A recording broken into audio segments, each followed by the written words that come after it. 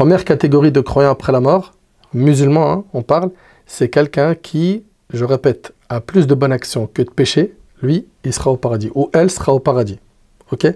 Sans goûter à l'enfer. Certains vont nous dire, ouais, mais Allah subhanahu wa ta'ala a dit, minkum illa wariduha. C'est-à-dire qu'il n'en est pas un d'entre nous qui ne passera pas par l'enfer. Ça ne veut pas dire qu'il va rentrer en enfer, mais ça veut dire qu'il va passer par le pont, le sirat, qui est au-dessus de l'enfer. Ok? Donc comprenez bien que ce n'est pas une obligation qu'un musulman entre en enfer. Il y a des gens qui disent, non, mais c'est obligatoire, tous les musulmans vont rentrer un peu en enfer, puis après ils vont aller au paradis. Non. Celui qui a eu plus de bonnes actions que de mauvaises, lui déjà, c'est le paradis pour l'éternité. Taïb. Maintenant, on a qui? On a la deuxième catégorie, qui sont des personnes qui ont le même nombre de bonnes actions et de mauvaises actions. Ok? Ce sont donc des gens dont les bonnes actions et les mauvaises sont égales. Leurs mauvaises actions sont trop importantes pour qu'ils puissent aller tout droit au paradis. Mais leurs bonnes actions sont aussi trop importantes pour qu'on puisse les laisser glisser vers l'enfer. Ces gens-là, on les appelle Ahlul A'raf. Ouais, c'est les occupants des A'raf, à propos desquels Allah Tabaraka wa Ta'ala a dit qu'ils seront retenus entre le paradis et l'enfer. Ok? Aussi longtemps qu'Allah le voudra. Ensuite, on leur permettra d'accéder au paradis. Voilà ce qu'il faut retenir concernant Ahlul A'raf.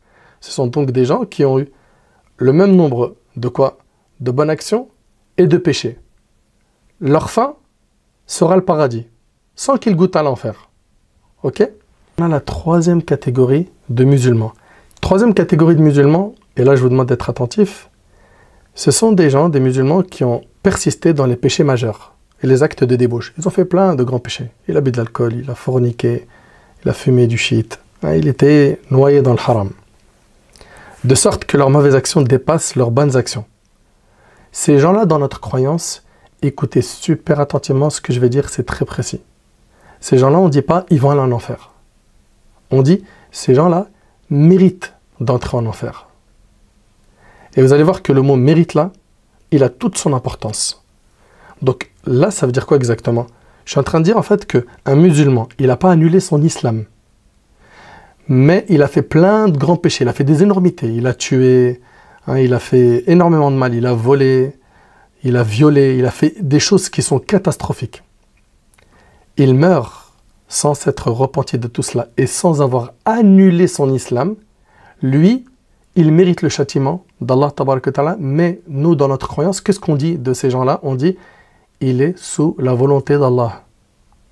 Si Allah veut, il lui pardonne. Et si Allah veut, il le châtie. Allah peut très bien lui pardonner. Quoi? Mais c'est pas automatique. C'est quelqu'un qui a fait plus de péchés que de bonnes actions. Dans notre croyance, et c'est basé sur des preuves, et vous allez les voir dans pas longtemps, Inch'Allah, il s'agit de quelqu'un qui est sous la volonté d'Allah. Allah peut lui pardonner et Allah peut le châtier. Ok? Celui qui a fait beaucoup de bonnes actions, on dit, on espère pour lui le paradis. Ok? Tu peux pas dire, il va aller au paradis, tu n'as pas de texte. Tu dis, on espère pour lui le paradis. Il y a des bons signes, c'est quelqu'un qui a vécu dans la piété, on espère pour lui la miséricorde d'Allah Tabaraka wa Ta'ala. Et pour ce qui est de celui qui a fait trop de péchés, qu'est-ce qu'on dit de lui? On dit, il est sous la volonté d'Allah, Allah peut le châtier et il peut lui pardonner. Retenez que les gens de la sunna du consensus disent que celui qui a commis des grands péchés, tout en étant musulman, il est sous la volonté d'Allah. Si Allah veut, il peut lui pardonner, et si Allah veut, il peut lui punir. D'ailleurs, même le shirk, s'il associe Allah pendant qu'il est vivant, et qu'il s'en repent pendant qu'il est vivant, Allah il lui pardonne. Ok? S'il se repent sincèrement, Allah il lui pardonne. Pour vous donner un argument très puissant sur le fait que le musulman qui meurt en ayant fait des grands péchés, il est sous la volonté divine et Allah peut lui pardonner, tout comme il peut le punir, écoutez le verset suivant dans Sourate An-Nisa. Inna Allah la yaghfiru an yushraka bihi wa yaghfiru ma duna dhalika liman yasha. Allah ne pardonne pas qu'on lui donne quelque associé. T'associer à Allah, tu mécrois en Allah, Allah il pardonne pas ça. Après la mort on parle. Hein. Mais si la personne s'en repent avant la mort, Allah lui pardonnera. À part cela, donc à part le fait d'associer à Allah, il pardonne à qui il veut. Voilà. Ça c'est dans le Coran.